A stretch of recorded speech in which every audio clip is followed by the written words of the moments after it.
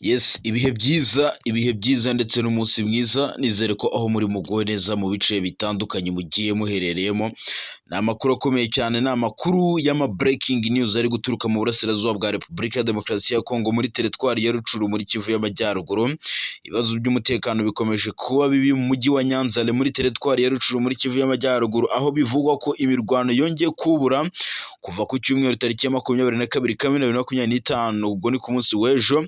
Ni imirwano yatangiye ku isaha y'isaa sita z'amanywa, aho abazalendo bari bahanganye n'umutwe wa M23.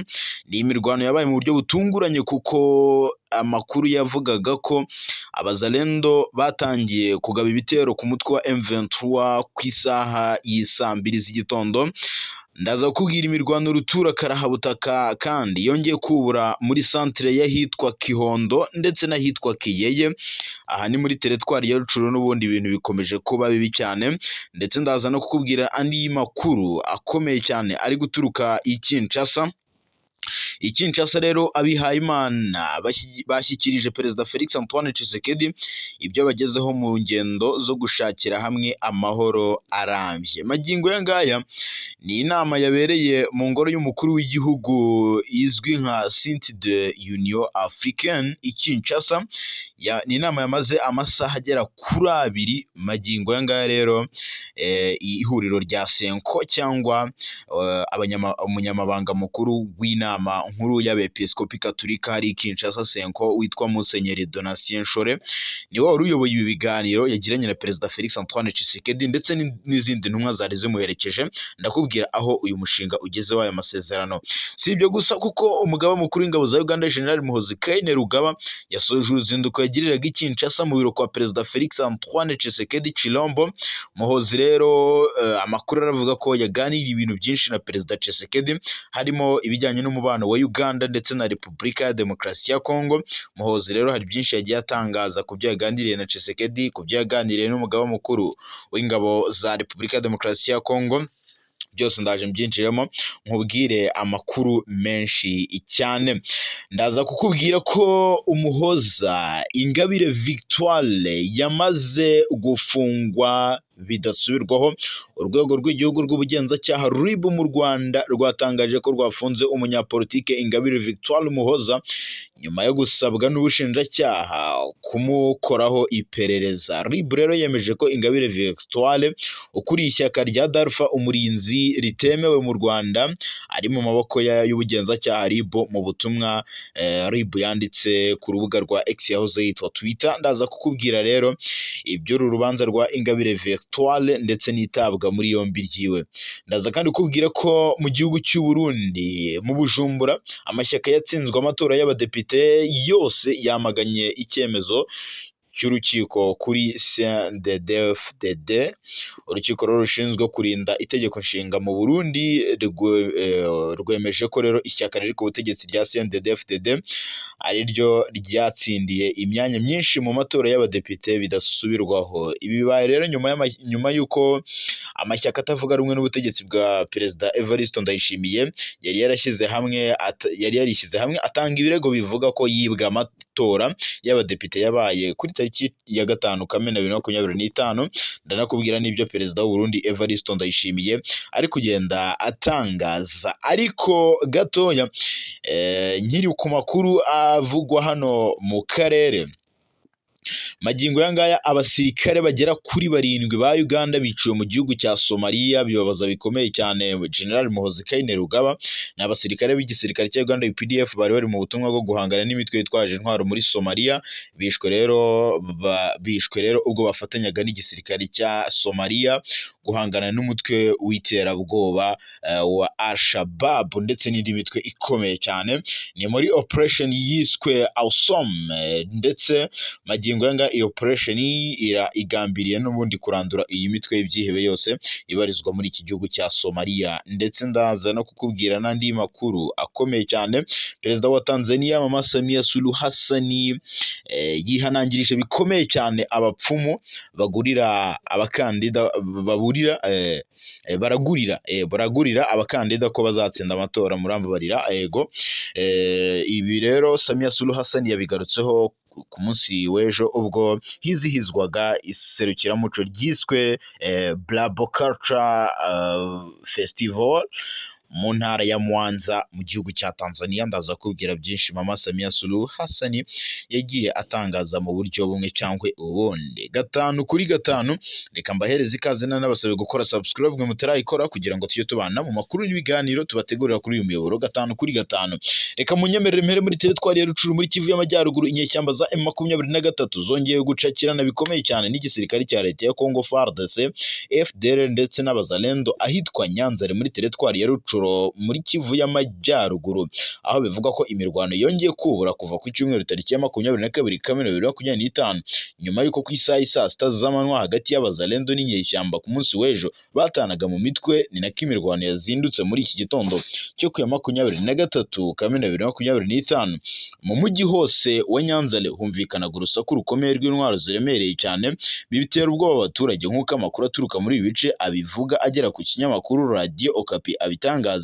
Abasivili bari bamaze gusubira mu ngo zabo i Nyanzale nyuma y'igihe gito barahavanywe mu byabo bahungira mu bice bitekanye, gusa bongeye kuhahunga bari gutinya iyi mirwano ikomeye yongeye kubura muri uyu mujyi wa Nyanzale. Abatangabuhamya bavuze ko aka gace gakikije aho abarwanyi bo mu ihuriro VDP Wazalendo bashinze ibirindiro, mu gihe M23 yo ikomeje kugerageza kwigarurira umudugudu bituranye wa Kiyeye, aha ni muri groupement ya Kihondo muri teritwari ya Rucuro. Mu gitondo rero abazalendo bo mu mutwe wa SMS bagabye ibitero bikomeye cyane ndetse barasa n'amabombe mu birindiro bya M23 biherereye muri uyu mujyi wa Nyanzale ndetse no mu mujyi wa Nyarubande ahitwa Burambo, Muhanga ndetse no muri centre ya Kihondo na Kayeye. Ibi rero byabaye mu buryo butunguranye, byatangaje benshi ndetse benshi banatunguranye ku bushotoranyi bw'abazalendo ndetse n'imirwano yongeye kubura yanabereye ahitwa Kansiru hagati ya M23 ndetse n'abazalendo. Imirwano ikomeje kubera muri no teritwari ya Rucuro ikomeje gutera ubwoba abaturage benshi bahatuye, kuko benshi bavuga ko FARDC ndetse n'abazalendo baba bashaka kwisubiza umujyi wa Bunagana bakawukura mu maboko ya M23. Ni nako kandi magingo yanga ibintu bikomeje kugenda bizamba mu buryo butunguranye. Ni imirwano n'ubundi ikomeje no kubera muri teritwari ya Warikare muri Kivu y'Amajyaruguru. M23 ku munsi w'ejo yiriwe itana mu mitwe n'abazalendo mu buryo bukomeye cyane. Ni mu buce bumwe rero buhana imbibi na teritwari ya Masisi. Imirwano yongeye kuhubura mu buryo bukaze ndetse byanasize M23 yivuganye abazalendo benshi kugeza ubu ku rugamba. Navuga ko hari kugaragara FDLR kuko navuga ko aribo batinyutse bakongera kuza guhangana n'uyu mutwe wa M23 nyuma y'uko abazalendo ku munsi w'ejo bakubiswe bibi cyane, bagakubitwa mu buryo bukomeye cyane. Reka munyemerere nkomereze i Kinshasa. Abihaye Imana bashyikirije Perezida Felix Antoine Tshisekedi ibyo bamaze kugeraho mu ngendo zo gushakisha amahoro mu gihugu cya Repubulika ya Demokarasi ya Kongo, nyuma y'amezi 3 bagisha inama hirya no hino muri Repubulika ya Demokarasi ya Kongo, mu mahanga ndetse n'ahandi. Abayobozi b'amadini n'amatorero na Kiliziya Gatolika n'abaprotestanti bageze i Kinshasa bashyikiriza Perezida Tshisekedi umugambi wabo wo gushakira igihugu cyabo amahoro, ndetse ni mu nama yabereye mu ngoro y'umukuru w'igihugu izwi nka Site de Union Africaine i Kinshasa. Ni inama yamaze amasaha agera kuri 2 yahuje rero perezida w'itorero rya Kristo muri Kongo ICC ndetse na Pasiteri Andro Bokondo n'umunyamabanga mukuru w'inama nkuru y'abepiskopi Gatolika muri Repubulika ya Demokarasi ya Kongo Sienko Musenyeri Nshore Donatien n'umunyamabanga mukuru wa ICC Pasiteri Eric Nsenga. Uyu Musenyeri Nshore nyuma y'ibiganiro yagize ati umukuru w'igihugu Felix Antoine Tshisekedi yatwakiriye neza, yafashe umwanya wo kutwumva, ati natwe twamwumvishe. Yavuze ko kandi perezida yanashyizeho itsinda ryo gukomeza ibiganiro n'intumwa za Kiliziya Gatolika hagamijwe kurushaho kunoza ishyirwa mu bikorwa rya gahunda zabo. Abayobozi b'amadini n'amatorero baravuga ko iyi nama yatanze umwanya wo gusuzuma inama zagishijweho cyangwa zagiye ziganirwaho mbere yo guhura na Perezida Felix Antoine Tshisekedi. Banaganiriye cyane kandi ku ishyirwaho ry'itsinda rihuriweho kugira ngo bige uburyo bwo gushyira mu bikorwa ibyemeranyijweho, nk'uko iyi nkuru dukesha Actually ikomeza ibivuga. Amatorero aravuga ko yongereye umubano w'ububanyi n'amahanga ku migabane myinshi kugira ngo akangurire amahanga kugira icyo afasha mu gihe cy'ibibazo byugarije iki gihugu cya Repubulika Iharanira Demokarasi ya Kongo. Reka munyemerere n'ubundi nkomereze amakuru mu Rwanda. Ingabire Victoire Umuhoza yamaze gufungwa bidasubirwaho. Urwego rw'igihugu rw'ubugenzacyaha RIB rwatangaje ko rwafunze umunyapolitike Ingabire Victoire Umuhoza nyuma yo gusabwa n'ubushinjacyaha kumukoraho iperereza. RIB yemeje ko Ingabire Victoire ukuriye ishyaka rya Adolphe Umurinzi ritemewe mu Rwanda ari mu maboko y'ubugenzacyaha RIB nyuma y'ubutumwa RIB yanditse ku rubuga rwa X yahoze yitwa Twitter. Yagize ati RIB ibisabwe n'ubushinjacyaha tariki ya 19 Kamena 2025 yatangaje ko iperereza kuri Ingabire Victoire Umuhoza mu rwego rwo gushyira mu bikorwa icyemezo cy'urukiko rukuru mu rubanza ruregwamo Sibomana Sylvain na bagenzi be kugera ashyikirijwe urukiko. Uru rwego rwakomeje rusobanura ko Ingabire Victoire we na bagenzi be bakurikiranyweho ibyaha birimo kurema umutwe w'abagize nabi ndetse n'abagambiriye gutegura ibikorwa biganisha gukurura imvururu muri rubanda. Uyu munyapolitiki Ingabire Victoire afungiye kuri sitasiyo RIB i Remera mu gihe ategerejwe gushyikirizwa ubushinjacyaha. Ingabire Victoire Umuhoza yafunzwe nyuma y'uko ku wa kane yari yitabye urukiko kugira ngo rugire ibyo rumubaza ku byaha abarwanashyaka b'ishyaka rye rya Adolphe Umurinzi baregwa birimo kuba baritabiriye amahugurwa yo gukuraho ubutegetsi hadakoreshejwe intambara. Ingabire Victoire yari yaratumijweho n'urukiko nyuma y'uko mu maburanisha yabanje ubushinjacyaha bwagiye bumushyira mu majwi ko afite ahahuriye n'aya mahugurwa.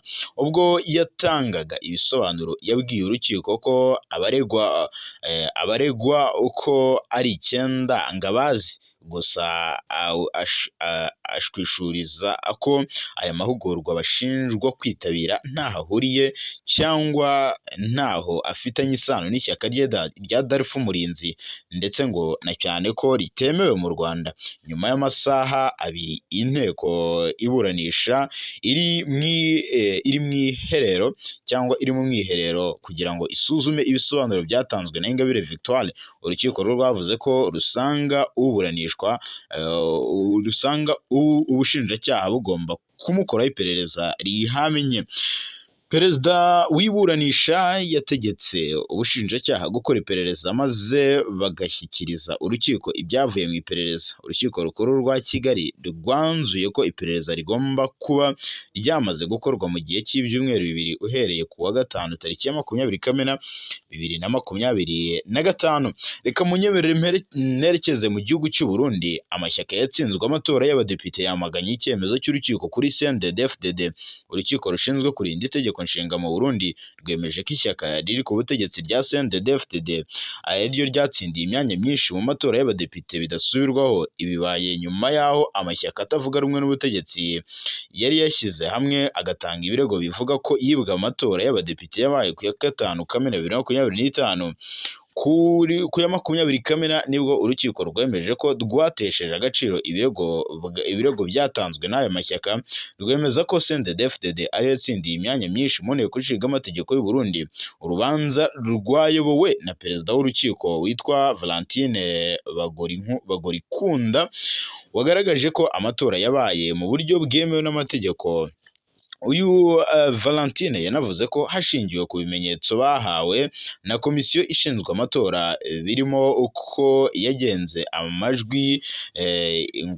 amajwi ngo ngo basuzumye neza basanga amajwi uko yabazwe cyangwa yagenzuwe ariko byagenze. Amashyaka atavuga rumwe n'ubutegetsi arimo UPRONO, CNL, CDP n'u Burundi bwa bose niyo yatanze ibirego byamagana ibyavuye mu matora. Mu kiganiro yagiranye na radiyo Ishingiro, umuvugizi wa UPRONO Olivier Nkurunziza yavuze ko atigeze yishimira icyemezo cyafashwe n'urukiko, avuga ko azakomeza guhangana n'ibijyanye na politike cyane ko ari gusaba inzego zikomeye mu gihugu kugira ngo zumve ko igihugu cyabo ngo kiyobowe nabi ndetse ngo kitayobowe mu buryo bwa demokarasi, ndetse avuga ko ibi bidakwiye n'aka na gato. Reka munyemerere nkomereze mu gihugu cya Somalia. Abasirikare 7 ba Uganda biciwe muri Somalia. Abasirikare 7 mu gisirikare cya Uganda UPDF bari mu butumwa bwo guhangana n'imitwe yitwaje intwaro muri Somalia, bishwe ubwo bafatanyaga n'ingabo za Somalia n'iz'umuryango wa Afurika yunze ubumwe AUSOM mu gitero cyo kwambura umujyi wa Shabidi Anole. Inyeshyamba zo mu mutwe wa Al-Shabaab kwigarurira uwo mujyi byakozwe muri operation y'iminsi igera kuri 3 yiswe Operation Silent Storm, yabereye mu mujyi wa Sabidi Anole uri mu gace ka Lower Shabelle mu majyepfo ashyira uburengerazuba bwa Somalia, ahari ibirindiro bikomeye cyane by'inyeshyamba za Al-Shabaab. Uyu mujyi wa Sabidi Anole kandi ni umujyi w'ingenzi mu bijyanye n'itumanaho n'inyeshyamba za Al-Shabaab ndetse no gukora igenamigambi mu bijyanye n'ibitero. Abasirikare ba UPDF bagoyeye muri icyo gitero ubwo bageragezaga kurwanya izi nyeshyamba babasanze mu birindiro byabo. Umuvugizi w'ingabo za Uganda Brigadier General Felix Kulaigi yavuze ko abasirikare baharaniye amahoro kandi bitangiye igikorwa cy'ubutwari.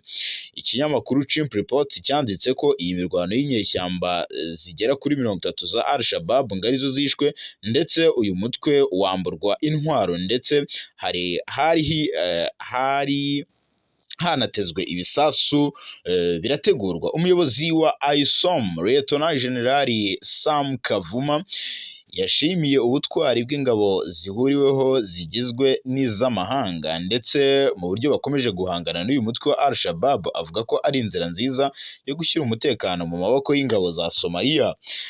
Nyuma y'iki gitero uyu mujyi wahise usubiramo ituze ndetse usubira mu maboko y'ingabo za Somalia, ndetse kurwanya inyeshyamba za Al-Shabaab byakomeje bikomereza mu mujyi wa Fagoe uri mu gace rero ka Lower Shabelle.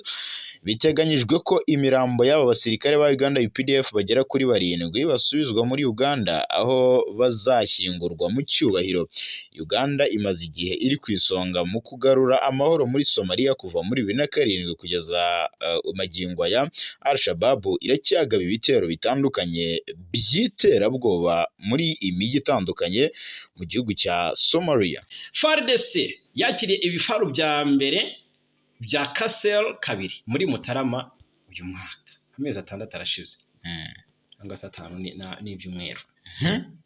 Ibi urumva byigeze bikoreshwa se ku rubuga rw'imirwano? Kareka ibi ntabwo byigeze biza. Ibibarirwa muri 50 muri byo byahise byoherezwa mu mujyi wa Kisangani na Kindu. Kisangani urabizi niho Kinshasa ifite ubwoba ko M23 nifata ibice bya Walikari zerekeza. Kuko niho hari navuga regima, urumva kuko niho uyitwa Masunzu yego uyoboye urugamba aherereye. Niho hagurukirizwa ziriya ndege. Hari n'ikibuga cy'indege za Suko izijya kurasa mu baturage muri Kivu y'Amajyepfo. Ubwo rero iyi mijyi yombi irimo brigade zihuriweho n'ingabo zo mu mutwe w'abasirikare barinda perezida, abagarde republicaine, ndetse n'abakomando bo mu mutwe w'ingabo zidasanzwe bazwi nka Brigade Gepal. Mu Gushyingo umwaka ushize nibwo leta ya Kongo yasinyanye na sosiyete ya International Golden Group amasezerano yerekeye kuyigurisha intwaro. Yego. Muri aya masezerano rero azagera mu mwaka utaha wa 2026, impande zombi zumvikanye ko Kinshasa igomba kwishyura amadolari miliyoni 70 igahabwa za burende 160 za Castle kabiri ziriho imbunda zo mu bwoko bwa Canon ni Canon de 20 mm ndetse na mitrailleuse Yego. za 12.7 Yego. za milimetero 12 ibice birindwi. Ubwo rero bivuze ko yego izi burende zifite ikintu cyitwa tekinike n'ikoranabuhanga ryo ku rwego rwo hejuru bwana Fagi Kayinamura, kuko byibuze kuyo twakwizera ko byafasha igisirikare cya Kongo kwimura mu birindiro M23. Biragoye, ariko wenda reka turebe ubushobozi bw'intwaro, tureke kureba ubushobozi bw'abasirikare. Okay. Kuko noneho intwaro zizakoreshwa nande? Ntabwo Kongo yabuze intwaro bwana Sanzifura. Ntabwo yazibuze. Ntabwo higeze habura intwaro. Ariko turi kureba kuri icyo twavugaga cyize intwaro za burende Tshisekedi aguze. Zifite ubushobozi bwo ku rwego rwo hejuru ndetse n'amatekinike n'ikoranabuhanga, kuko ibyo byose ndikiretse niba zero automatique zikoresha oya zikoreshwa n'abantu. Okay. Ariko zifite ikintu cyitwa kugenzura za GPS ahantu hose, ndetse no kugenzura ahantu hose ari kuvugirwa ijwi ku rugamba. Ni ukuvuga ngo bamenya tactique bamenya tactique z'umwanzi, bidasabye ko bahigerera nyine ngo babe bakoresha ubundi bwenge buhambaye. Izi burende zirabikora. Ndetse harimo na system za kamera zizwi nka sensor zituma ibikoresho byorohera kumenya aho cyangwa ibirindiro by'umwanzi aho berereye mu buryo bworoshye. Bivuga ngo izi zirakamera zikakwereka aho ibirindiro by'umwanzi biherereye. Ibi rero ntekereza ko Tshisekedi abizanye n'ubundi mu rwego rwo kugira ngo akomeze kotsa igitutu uyu mutwe wa M23, nubwo ukomeje kumutsinda ukaba ukomeje noneho n'ubundi no gukaza umurego no kwiyubaka mu buryo bumwe cyangwa ubundi. Ubwo rero tuzareba uko bizakoreshwa. Bizabafasha iki? Biragoye, ariko mbona bigoye kugira ngo iyi ntambara Tshisekedi ashaka gutsindisha intambara n'ubundi. Intambara agiye kuyihagarikisha intambara. Intambara igiye guhagarikishwa intambara. Ni umuriro. Ntabwo byamuhira ahangaha. General Muhoozi Kainerugaba yakiriwe na Felix Antoine Tshisekedi. Basinya n'amasezerano. Yego, turaje tuyinjiremo. Muhoozi ari Kinshasa kuva ku wa gatanu tariki 20 Kamena mu ruzinduko rw'akazi ari kuhagirira. Muhoozi yahuye na Tshisekedi nyuma y'umunsi umwe ahuye akanagira n'ibiganiro na mugenzi we w'ingabo za Kongo, Lieutenant General Jules Banza Mwilambwe. Ni ibiganiro byasize UPDF na FRDC basinyanye amasezerano y'ubufatanye mu bya gisirikare. Tshisekedi ubwo yahuraga na General Muhoozi kuri wa gatandatu tariki 21 yashimiye Uganda kubw'umusanzu ikomeje gutanga mu kurwanya umutekano muke mu karere.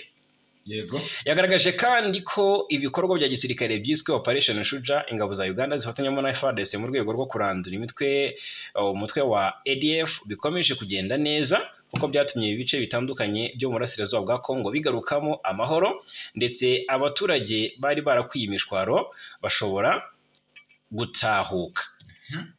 Umwe mu bitabiriye ibiganiro bya Tshisekedi na Muhoozi asubiramo perezida wa Kongo wagize icyo abivuga agira ati UPDF yagize uruhare rukomeye mu kugarura ituze n'icyizere mu baturage bari basumbirijwe bihoraho. Muhoozi we yagaragaje ko Uganda yiteguye gukomeza gutanga umusanzu kugira ngo akarere kabone amahoro, anashimangira ko igihugu cye cyiteguye kwagura ubufatanye bwa gisirikare hagati yacyo na Kongo. Yunzemo kandi ko ubufatanye mu by'umutekano ari bwo rufatiro rw'iterambere rirambye ry'akarere. Mu by'ukuri kuva mu Gushyingo 2021 urabizi ko ingabo za Kongo n'iza Uganda zifatanya muri Operation Shuja, ndetse zombi zivuga ko biriya bikorwa byagize uruhare mu gusenya ibirindiro byinshi bya ADF ndetse no kwica abenshi mu bahoze ari abarwanyi bayo barimo n'abayobozi bakuru. Ubwo rero imyanzuro yagiye ifatwa rero yego imyanzuro yagiye ifatwa Mm. hasinywe amasezerano yego hasinywe amasezerano mashya y'ubufatanye Mm. deja ni n'amasezerano yasinywe kuwa gatanu. Muhozi na Tshisekedi bahuye mu gihe amasezerano yari yasinye. yari yasinye yego Yego, ubwo rero isinywa ry'aya masezerano ryabereye mu ruzinduko nyine Muhozi yagiriye i Kinshasa. Mm. Rero FARDC hari icyo yabitangaje avuga ko uru ruzinduko rw'uriya General Muhozi usanzwe ari umuhungu wa Perezida Museveni akaba n'umugaba w'ingabo za Uganda, ngo ruri mu rwego rwo gushimangira imikoranire hagati yayo na UPDF mu kurwanya uyu mutwe wa ADF.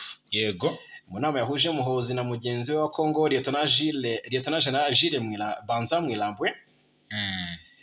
impande zombi zishimye umusaruro umaze kugerwaho mu bikorwa zifatanya, by'umwihariko iyi Operation Shuja nk'uko nabikubwiye. yego magingo aya ngaya rero ni ibikorwa byongeye kugaragara ko n'ubundi FARDC ndetse na UPDF bakwiye kugirana imikoranire, kuko uyu mutwe ubangamiye impande zombi, ubangamiye Uganda, ubangamiye Repubulika ya Demokarasi ya Kongo, abaturage bayo bicwa. Ejo twavuze abagera ku 1500 bicwa na ADF, kuko magingo aya ngaya UPDF yagiye ikora ibikorwa by'ubugizi bwa nabi, kuko FARDC na UPDF aya masezerano basinye ashobora noneho kuba agiye kurandura uyu mutwe, kuko nyuma yo kwica abayobozi bakuru b'uyu mutwe hagiye gukurikiraho noneho kurandura no guhiga ibirindiro byabo, kuko mu Gushyingo yego mu Gushyingo 2021 nibwo igisirikare cya Uganda UPDF n'icya Kongo byatangije ino Operation Shuja, bagaba ibitero kuri uyu mutwe mu buryo bukomeye, ndetse ingabo z'ibihugu byombi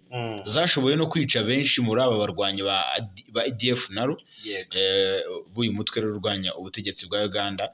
Bivugwa ko abantu 1500 uyu mutwe wivuganye mu mwaka umwe, ni abantu benshi. Rero Uganda yararakaye, ivuga ko kandi mu bo yivuganye harimo abo mu bwoko bw'Abahema.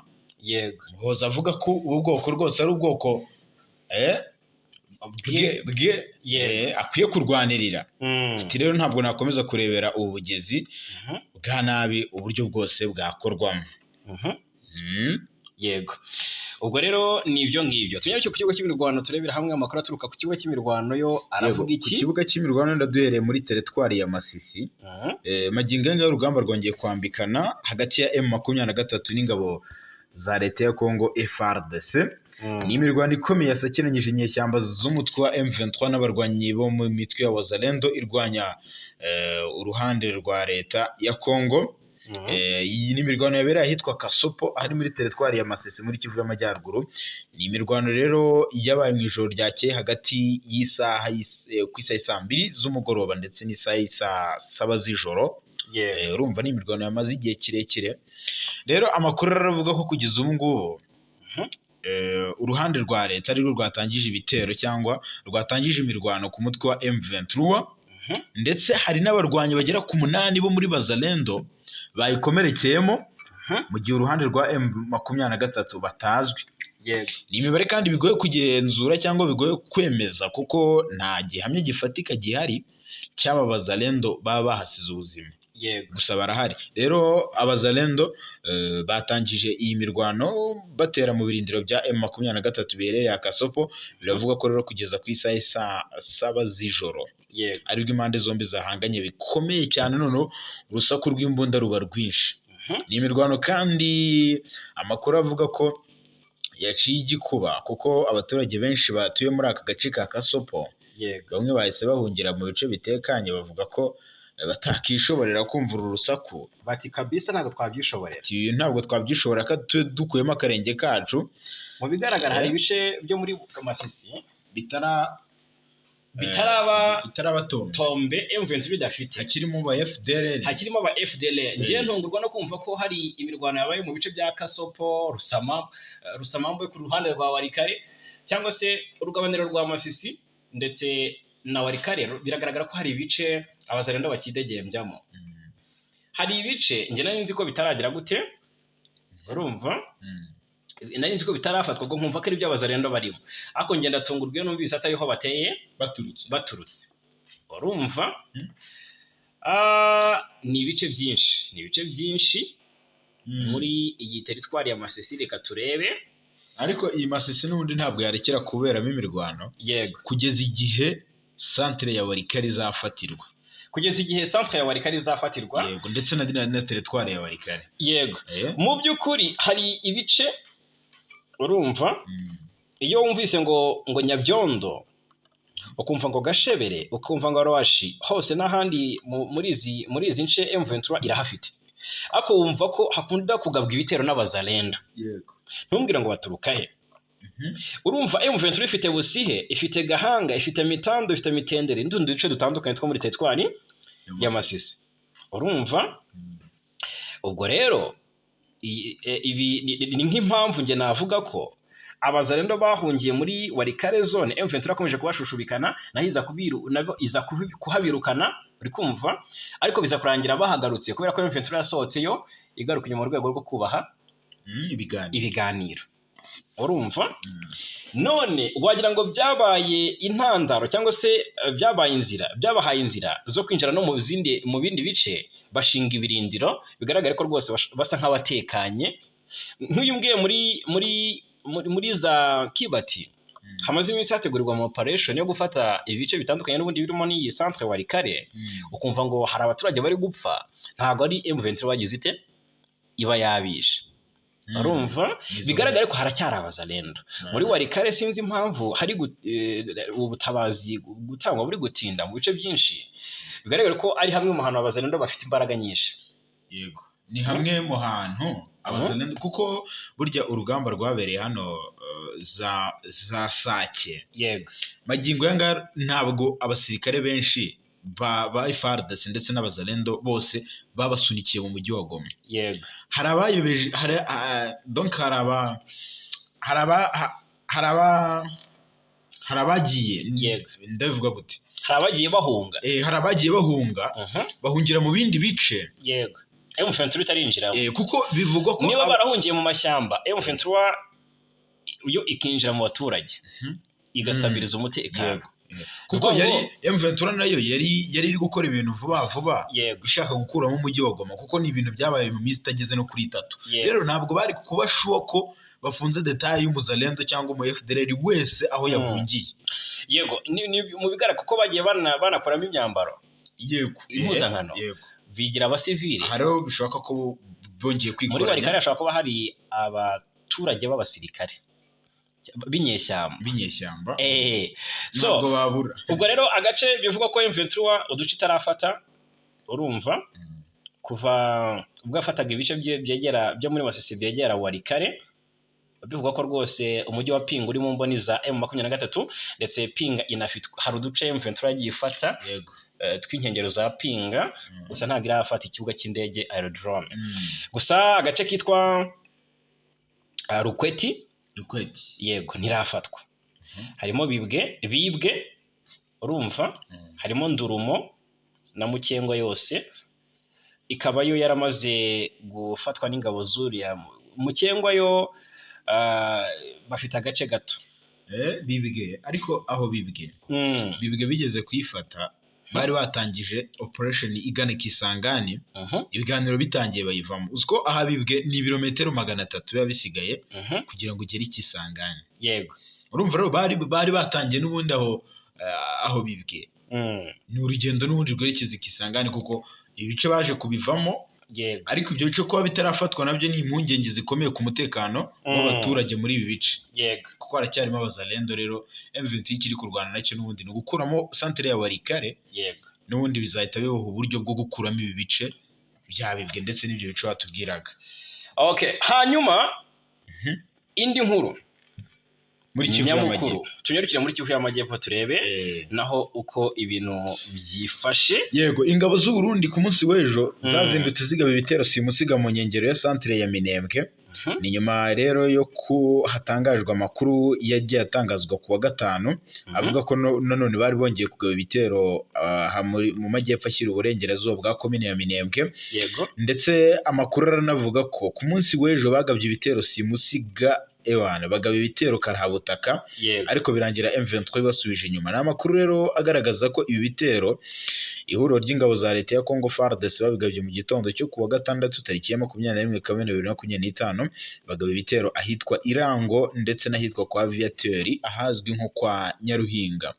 Yego. Aha mu Irango iri rango ryitegeye ahitwa Gakenge n'ahitwa Buhindigiri yego n'ahitwa Miko. Rero amakuru aravuga ko kugeza ubu ngubu Mayi ndetse n'ingabo z'u Burundi n'imitwe ya Wazalendo ndetse na FDLR ngo aribo batangije ibitero. Gusa amakuru aravuga ko ibitero babikubitiwemo ahitwa kwa Viateur. Aha bahakubitiwe mu buryo bukaze ndetse magingo ya ngaya bateye baturutse ahitwa kwa Mulima nyuma yuko bari bambutse ahitwa Mukoko baza gutera hano Nyaruhinga. Kugeza ubu ngubu rero ihangana iry'impande zombi ryamaze umwanya muto gusa humvikana mu rusaku rw'imbunda zikaze. Kimwe cyo rero amakuru aravuga ko ingabo z'u Burundi arizo ngo zihedinze uru rugamba nizo ziyoboye kabisa kuko bari gutera baturutse ahitwa mu Bibogobogo bahashinze ibirindiro n'imizi ndetse bari no kwerekeza mu bice bitandukanye biri kugenzurwa na M23 na twirwana noneho bagasubizwa inyuma nta kabuza.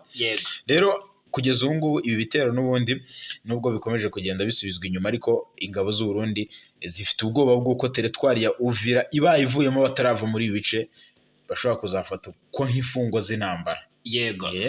Muri Kivu y'Amajyepfo ubwo ni ibitero by'ingabo z'u Burundi ariko kandi no kuwa gatanu hari hazindutse imirwano. Haravuga ngo igitero cyazindutse ngo amakuru donc iri mu Minembwe. Yego. Biravuga ko ngo hari igitero ngo cyaje ngo giturutse ahitwa kwa Mulima ni muri teritwari ya Fizi. Hagenzurwa n'ihuriro ry'ingabo za Kongo. Urumva? None ngo icyo gitero ngo cyari simusiga. Abaturage baho ni babo bikubwira bati nkuko bizwi mu Minembwe ni imwe mu makomine yo muri Kivu y'Amajyepfo irebwa n'ihuriro rya AFC M23 ribarizwamo umutwe wa M23 na twirwaneho rabyuka kuva muri Werurwe. Ni muri Werurwe. Yego. Ubwo rero iki gice twirwaneho yagifashe tariki 21 ni Gashyantare. Hari nyuma yuko General Rukunda Michel uzwi cyane nka makanika yari amaze iminsi 2 atabarutse nyuma yo kugabwaho igitero cya drone cy'ingabo za Kongo kigasiga kinamwishe.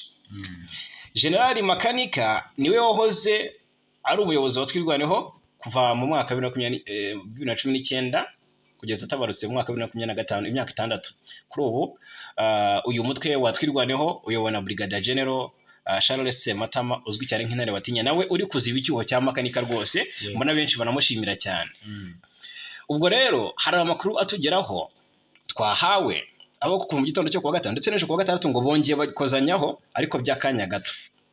Ngo umwanzi ngo yimutse kwa Mulima ajya gutera mu nkengero za centre ya Minembwe. Bavuga ko yateye aturutse ahitwa Mukoko. Iyi Mukoko iherereye mu burasirazuba bw'iyi komine ya Minembwe ikaba kandi ari nayo igabanya Minembwe n'igice gituwe cyane n'Ababembe cya Mutambara. Ubwo rero ibi bitero bivugwa ko byari karahabutaka nubwo hataratangazwa icyo byangije ariko ngo byari bikomeye. Byaje bikurikira ikindi uruhande rwa leta rwagabye ku wa 4 ahitwa Rugezi n'ahitwa Nyaruhinga nyine nawe ngira ngo yego nahakubwiraga hano kwa Nyaruhinga n'ubundi niho bateye baturutse. Gusa hari amakuru avuga ko FARDC uranga itakirwana. Yego yaracitse intege ahubwo kabisa ngo yafashe imbunda ziremereye n'amasasu ingabo z'u Burundi gusa na Wazalendo ndetse na FDLR ngo nibabage bifashe. Urumva ni abacancuro ni nk'abacancuro bati niyo mwahasiga ubuzima. Urumva? Ubwo rero nta kintu birata. FARDC yo yarabatereranye ntujye wumva ngo bakozanyijeho. Ngo FARDC yakozanyijeho n'Abazalendo. Buriya Abazalendo ntibumva neza FARDC. Babita ibipupe. Bati n'ubundi mwebwe nta n'icyo mufasha kuruga mwe muri ibiki ubundi. Ariko turwanira igihugu mwe icyo mukora n'ukubona imishahara yanyu kandi mukayibonera igihe. Tibyo rero ntago ari byo. Uburundi rero n'u Rwanda byaganiriye ku mubano wabyo. Ibi bivuze icyo reka tuze tubyinjiremo ariko duhere i Washington hari kuvugwa iki? hari Washington hari kuvugwa iki? Haravugwa ko tariki 27 irategerejwe n'amatsiko menshi. Ese bizatanga iki? Uwitwa Trump urumva aravuga ati ngiye nkwiye igihembo cyitiriwe Nobel kubera ibyo nakoreye u Rwanda na Repubulika Iharanira Demokarasi ya Congo.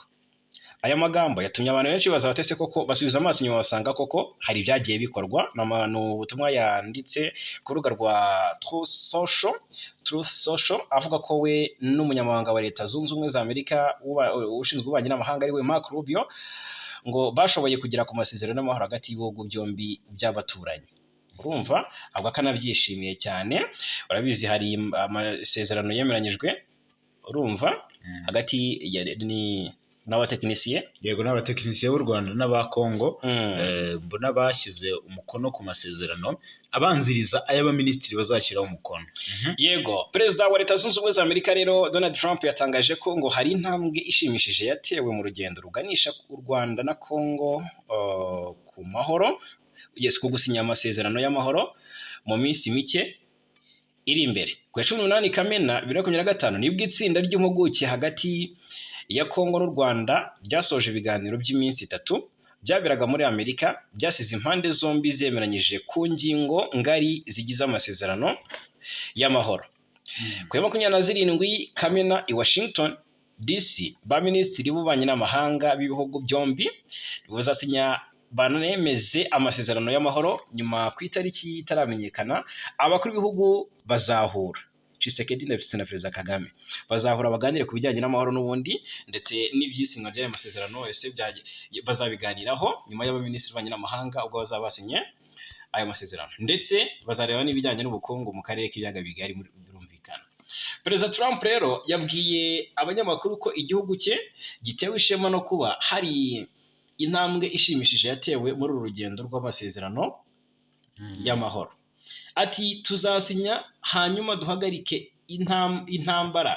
Ni iby'agaciro kuri njye kubigiramo uruhare. Ndashimira Vice Perezida JD Vance n'umunyamabanga wacu wa leta ushinzwe ububanyi n'amahanga ku kazi keza bakoze, yavugaga Marco Rubio. Rero u Rwanda rumaze igihe kinini mu ntambara na Congo, intambara mbi cyane. Rugiye kwemeranya amahoro na Congo, batangire gukorana ubucuruzi na Amerika n'ibindi bihugu, hanyuma bagire ubundi buzima bwiza busanzwe. Dutewe ishema rero niyo ntambwe. Trump avuga ko yabikoze no hagati y'Ubuhinde na Pakistan ejo bundi. Yego, kandi ko mu minsi mike ishize igihugu cye kiza ngo mu minsi mike mu minsi mike iri imbere ngo igihugu cye kiraza gutangira kugirana amasezerano y'ubucuruzi n'Ubuhinde hamwe na Pakistani. Agira ati ni ibintu byiza. Avuga ko rero iyo ntambwe yanatewe hagati ya Kosovo na Serbia, ibihugu bimaze igihe kinini birwana. Agira ati ubu dufite ibindi bikomeye nk'Uburusiya na Ukraine, bigaragara ko rwose naho hari intambwe iri guterwa. Ati dufite Israel, ati nta muntu uzi ibi aho bigana. Ati tuzabimenya neza mu gihe gito. Trump avuga ko bigoye kuba yasaba Israel guhagarika intambara kuko ngo Israel iri kwitwara neza. Bibwira umuntu, biragora kubwira umuntu ngo hagarika intambara kandi ari gutsinda. Biragora cyane. Ese Israel iri gutsinda? Iri kwitwara neza nubwo nyine nta rugamba rubura casualty. Tuje twabyinjiramo. Yego, turaje kabisa tubyinjiremo. Ngo urundi n'u Rwanda byasinye amasezerano, byagiranye ibiganiro. Yego, ni ibiganiro n'ubundi byibanze ku mubano w'ibihugu byombi. Abayobozi bo mu nzego z'ibihugu byombi bagiriye uruzinduko. Ab'u Burundi nibo bagiriye uruzinduko rw'akazi mu Rwanda, bagirana ibiganiro n'ab'u Rwanda n'ubundi. Ni amakuru yatangajwe n'u Burundi agaragaza ko perezida wa Sena y'igihugu cy'u Burundi yakiriwe neza i Kigali mu Rwanda mu gitondo cyo ku wa gatanu tariki ya 20 Kamena 2025. Nk'uko ari amakuru abivuga, uyu muyobozi waturutse i Burundi yakiriwe neza na mugenzi we w'u Rwanda witwa Dr France Xavier Karinda uyoboye Sena y'igihugu cy'u Rwanda. Baganira rero ku kuzahura umubano cyangwa kongera kugirana ubwiyunge. Nk'uko rero Sena y'u Burundi yabyanditse, yagize iti perezida wa Sena Honorable Sinzihagera Emmanuel yahuye na mugenzi we w'u Rwanda Sinzohagera Emmanuel ati yahuye na mugenzi we w'u Rwanda Dr Francis Xavier ati rwose rwari uruzinduko yari ari kumwe na Vice Perezida w'u Burundi ati bari kumwe muri uruzinduko rw'icyubahiro. Magingo yanga rero inyandiko z'u Burundi zikomeza zivuga ko ibiganiro byabo byanagarutse ku ruhare rw'izi nzego zombi mu kuzahura umubano hagati y'ibihugu byombi. Ni ibyatangajwe na Sena y'u Rwanda kandi nayo yatangaje ko kabisa ngo hakwiriye ibiganiro byo ku rwego rwo hejuru kugira ngo umwuka mubi uri hagati y'ibihugu byombi wongere ucubwe cyangwa uhagarare. Rero umubano w'u Rwanda n'u Burundi wazambye mu gihe cy'amakimbirane yabaye muri 2022 kuko wajemo agatotsi mu mpera za 2024 ariko kandi imbere yaho umutekano wari wifashe neza ndetse n'umubano ariko biza kuba imbarutso y'ibyabaye muri 2015 n'ubundi bigira ingaruka ku mubano w'u Rwanda kubera iby'igihugu cya Kongo. U Burundi bashinjaga u Rwanda bwo gushyigikira umutwe wa Red Tabara urwanya ubutegetsi bw'u Burundi mu gihe u Rwanda nabwo rwashinjaga gukorana bya hafi n'umutwe w'iterabwoba wa FDLR urimo basize bakoze jenoside yakorewe abatutsi mu Rwanda 1994 mu burasirazuba bwa Kongo. Yes, reka twambuka Afurika turebe hamwe amakuru ari kuvuga ku ntambara ya Ukraine ndetse na Iran. Bivuga ko abasirikare bakuru 15 barishwe. Wamenye se arabura uruhe ruhande?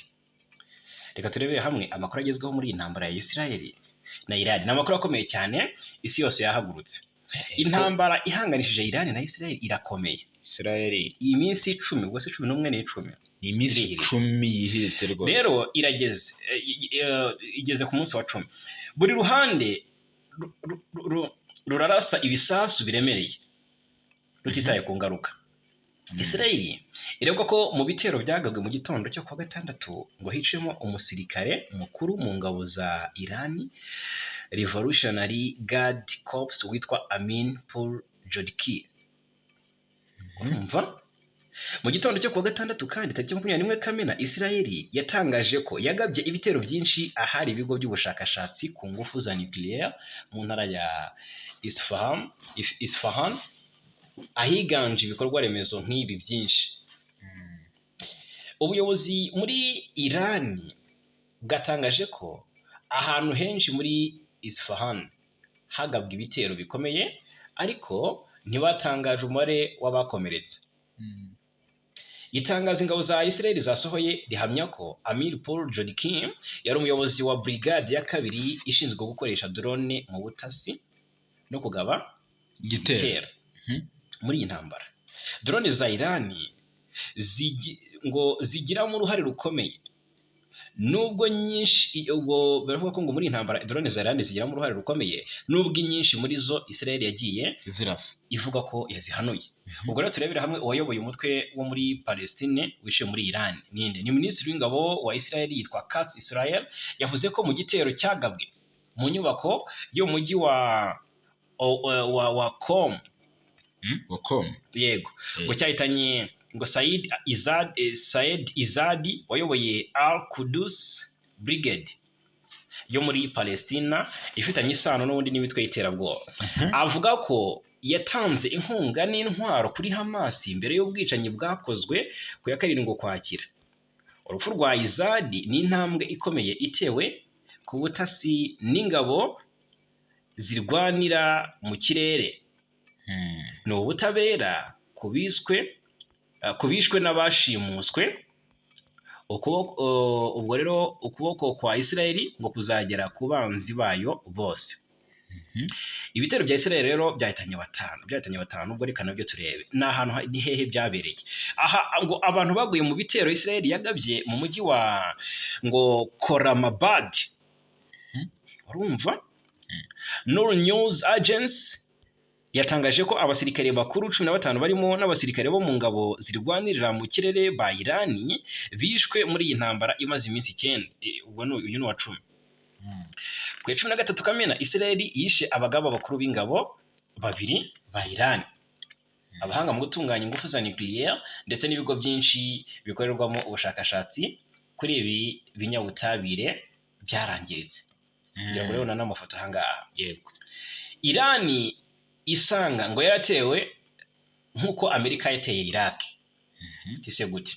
Umuvugizi wa guverinoma ya Irani witwa ngo ni Fatamel Mohajerani we yatangaje ko ngo igihugu cyabo cyagabweho ibitero na Israel bishingiye ku binyoma, abigereranya n'uko Amerika yateye Irani mu mwaka 2003. Avuga ko Irani yasubiyemo kenshi ko niba ikibazo ari intwaro za nucleaire, ati twabivuze kenshi ko nta mugambi wo kuzicura dufite, buri wese arabizi ko ibi byavuzwe imyaka myinshi ishize. Ati Iraq ntiyatewe mu buryo nk'ubwo, ati hanyuma hari intwaro za nucleaire basanzeyo. Yego, uyu Muhajerani yanavuze ko rero mu myaka 200 ishize nta na rimwe Irani yigeze itangiza intambara kuri Israel. Ati biri kuba, ati ni uburenganzira twemererwa n'amategeko mpuzamahanga ubwo kwirwanaho. Rero drone za Irani zarahanuwe mu buryo bumeze bute rero. Ingabo za Israel zatangaje ko zahanuye drone za Irani mu gace ka Golani, izindi zirasirwa mu kibaya cya Beit Shan n'ahandi. Israel ntiyagiye gushaka intwaro za nucleaire muri Irani nk'uko Putin abivuga.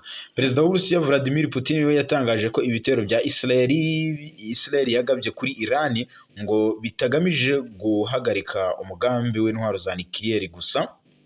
Yabwiye rero ikinyamakuru Sky News ko we kenshi yabwiye ko Irani nta mugambi wo gukora no gutunga intwaro za nucleaire ifite. Gusa perezida wa Amerika Donald Trump yavuze ko umuyobozi mukuru ushinzwe ubutasi witwa Tulsi Gabbard yego rero yavuze ko ngo Irani itari gukora igisasu cya nucleaire, ati yarabeshywe. Ati ngo yarabeshye. Yego yarabeshye. Yego. Minisitiri w'ububanyi n'amahanga wa Iran witwa Abbas Araghchi yavuze ko rero gahunda y'ingufu za nucleaire ya Iran igamije amahoro ndetse ko yiteguye ibiganiro mu gihe Israel yahagarika ibitero kuri Iran. Iran yahungishije rero ibikoresho byerekeye ingufu za nucleaire. Ibi bikoresho bya Iran rero yateguraga gukora n'ubundi zintwara. Yego, inzobere mu bijyanye n'ibya gisirikare nk'ikigo gikora ubushakashatsi ku ntambara ya ISIW hamwe na Critical Threat Project cyangwa CTP byatangaje ko rero umwe mu bayobozi bakuru ba IRGC yavuze ko ibikoresho byifashishwa muri porogaramu y'ingufu za nucleaire byimuriwe ahandi kugira ngo bizatangizwe cyangwa bitazangizwa. Ibi bigo rero bivuga ko kubyimura byatuma Israel na Amerika bigorwa no kubisenya. Biti iyo mvugo isa nishaka kwereka abo mu burengerazuba bw'isi ko kurimbura ibijyanye n'ingufu za nucleaire muri Iran bizasaba imbaraga nyinshi bigoye, bityo ko bakwiye kujya mu biganiro na Iran. CNN yanditse ko abayobozi ba Iran basanga iyi ntambara yahagarara mu munota umwe, mu gihe Perezida Trump yabwira ubutegetsi bwa Israel ko ngo bareke kugaba ibitero. Iran kandi yarahiye ko itazongera kuganira na Amerika ku byerekeye gahunda y'ingufu za nucleaire mu gihe Israel ikiyigabaho ibitero. Kuko Iran si ibyo gusa, yanatangaje ko Amerika niyinjira muri iyi ntambara ngo bizaba ibyago kuri buri wese. Gute rero? Ibi byatangajwe na Minisitiri w'ububanyi n'amahanga wa Iran witwa Abbas Araghchi. Yatangaje ko rero ngo badateze kujya mu biganiro na Amerika mu gihe Israel ikirasa ibisasu biremereye cyane mu gihugu cyabo, ndetse Amerika ngiramutse yinjiye muri iyi ntambara byaba bigoye cyangwa byaba ari ibintu bikomeye kuri buri wese. Uyu Abbas yabigarutseho rero aganira n'abanyamakuru muri Istanbul aho yagiriye uruzinduko, ndetse yari ari kugirana ibiganiro na ba minisitiri w'ububanyi n'amahanga b'ibihugu bihuriye mu bufatanye bw'umuryango wa Kisilamu cyangwa OIGC. Ati ni ibintu bitumvikana, ati nta gihe Amerika ishobora kuzajya gufasha Israel nk'aho itari mu ntambara, ati natwe tuzayigabaho ibitero mu buryo bukomeye. Yavuze ko rero Amerika niramuka yinjiye muri iyi ntambara ngo bizaba bibi kuri buri wese. Asaba ubushotoranyi bwa Israel guhagarara ndetse bagasubira mu nzira y'ibiganiro. Uyu Abbas yagiye Istanbul avuye i Geneve, aho yagiye rero ku itariki 20/10/2025 agirana ibiganiro na bagenzi be bo mu Bwongereza, Ubufaransa, barebera hamwe uko intambara barimo yarangira. Ubwo rero Israel yo yahize kurimbura ubutegetsi bwa Iran. Ibintu bikomeje gufata indi ntera hagati y'ibihugu byombi, nyuma y'uko ibihugu byose nyine bikomeje kwigamba ko bishaka gutanga isomo rishobora guhindura amateka y'isi. Rero magingo aya ibihugu byombi bwanasanze imfura bikomeje kumishanyaho ibisasu karundura karabutaka bimaze kwangiza ibitagira ingano, kuva ku bikorwa remezo bya gisirikare n'ibya gisivile kugera ku rupfu rw'abaturage, tutibagiwe inkomere. Rero intambara irarushaho gukaza umurego, ariko se ibi bizaganisha he? Abantu bacu batanga ibitekerezo. Ese Amerika irinjira mu ntambara mu gihe cyavuba nk'uko Iran ivuga iti rwose Amerika nibyinjiramo biraba birebire? Bizagira ingaruka kuri buri wese. Ese Amerika irinjira mu ntambara mu gihe cyavuba, ese byatanga uhe musaruro? Birakomeye intambara ya Iran na Israel. Yego. Hanyuma rero reka turebere hamwe noneho bari kurwana, ariko ese hasi ku butaka bimeze bite? Hejuru mu kirere ho byifashe bite? Turebe ese ninde ufite indege z'intambara zikomeye hagati y'ibihugu byombi. Kuko ushobora kugira abasirikare benshi batojwe neza kandi bafite ubushake, ariko iyo udafite intwaro zigezweho nabyo biragorana cyane. Magingo yanga rero hashingiwe ku miterere y'intambara zigezweho. Yego, magingo rero ushobora kugira abasirikare benshi batojwe neza kandi bafite ubushake, ariko iyo udafite intwaro zigezweho burya biragorana cyane. Ubwo urabyumvikanaho nayo. Rero Iran na Israel ngo biri gutegura intambara, urumva biri mu ntambara noneho ngo ariko ngo ntago iratangira. Uruhande ruri kwitegura kuyishyira ku rundi rwego. Ibikoresho rero birimo n'indege za gisirikare biri mu bya mbere rero, biri mu ziri mu za mbere, indege z'intambara ziri mu za mbere ku isi nizo ziri kwifashishwa muri iyi ntambara. Duhereye rero ku bijyanye n'izi ndege z'intambara, Israel ni kimwe mu bihugu bifite izi ndege za gisirikare ziri mu zigezweho ku rwego rw'isi.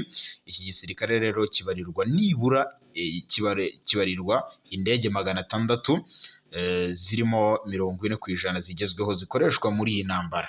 Nka data izo zirimo nka F-15, F-16 na F-35 z'Abanyamerika, zikaba zimwe mu ndege zifite ikoranabuhanga rihambaye ku isi.